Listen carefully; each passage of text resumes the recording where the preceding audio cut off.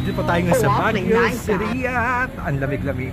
Kaya tayo ay babatiro. Tayo sa chocolate di batiro.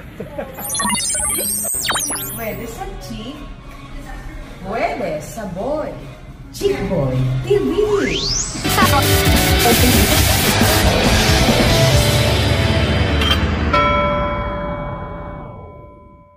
Paparegister muna tayo.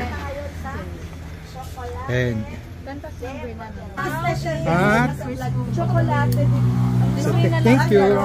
And sabi po dito, pakit-pakitin na lang po.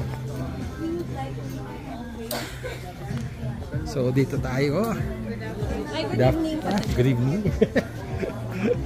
Kuha tayo ng table. Thank you.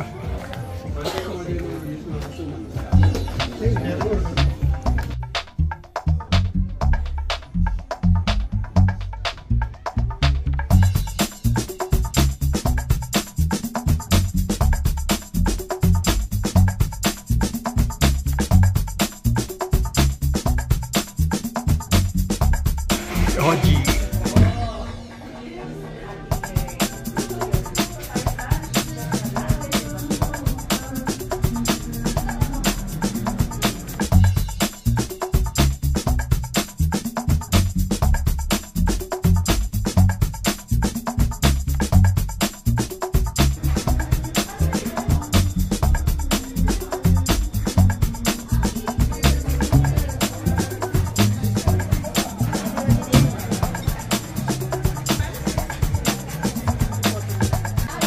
Meron silang champurado.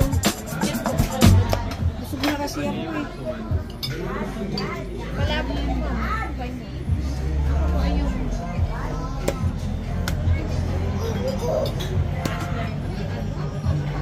What is the best seller? Isa nung best seller nyo dito? Si traditional blend sa hot choco po. Traditional blend, we have the Baguio blend and mallow smoke. Ano yung pinakamasarap? Mas masarap, sir. Sa akin, sir, yung traditional.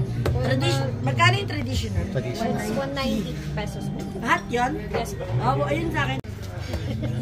Ano yung kakaiba doon sa Baguio? May strawberry syrup lang po siya, sir. May strawberry siya. Pero pares din po siya sa Batero.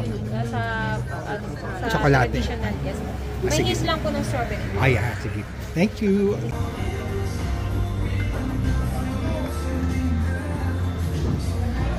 So, gagawa na tayo ng chocolate de batero. Idol mo babatiro. Hi po, sir. What's your name, sir? Michael, ma'am. Hi, Michael. Good evening po. Yan ba yun? Opo, ma'am. Teka lang kuya, huwag ka munang mag-ano. Hinahalo ko po muna. Hindi kami pwedeng mag-ganyan. Pwede, ma'am. Pagtapos ng Pagkatapos na, okay. Ayos ko nga dyan, friend. Ulit-ulit na kasama namin. So, ayan na mga kabukid, si Kuya Michael. Anong tawag dyan, kuya, sa pinagawa? Binabati namin, ma'am, para mahalo po yung sugar at creamer. Ito po yung batterol, ma'am. Yan yung baterol. Ito po yung tawag ng molinillo. Ano tawag dyan? Molinillo. Molinillo. Parang martilyo. So, ayan mga kabukid, look ang ginagawa ni Kuya Michael. Ayan siya. Minimix niyang mabuti ang tsokolate at saka may milk na yan. Creamer, ma'am. Creamer. Yan mga kabukid. Ayan yung order namin. Yan. Ayan sila. Yan ang Yan. Baguio.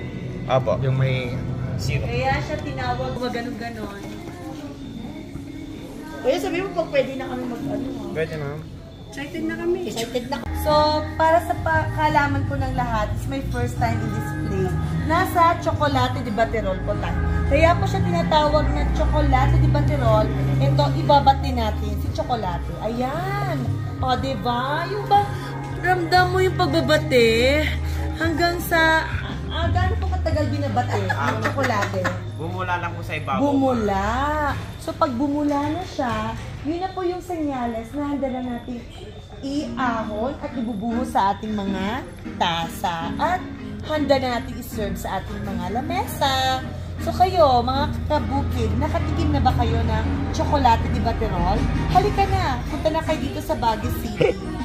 Mag-enjoy at uminom ng masarap na Chocolate de Baterol. Come on, guys! So mga kabukid, ayan si Georgie at babaterol din siya. So, kumusta naman? Ano sabi kanina ni Kuya?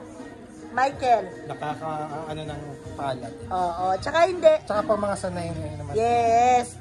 Paano mo malalaman na pwede na siya? Pag ano siya? Pag bumubula, di ba? Yan. Tingnan po natin mga kabukid kung mabula na. Ang dami niyang... Ang daming ano? Ang dami nang bumati dito. So, ayan mga kabukid. Siya po kasi ang nahuli. Kaya yan. So, anong masasabi mo? Titikman na natin kasi. Okay, bye-bye. Thanks. Titikman na natin itong Baguio Chocolate de Baterol. Fine, hinamin mo. Tapos chocolate. Kakaibang lasa. May strawberry nga na lasa. Sarap.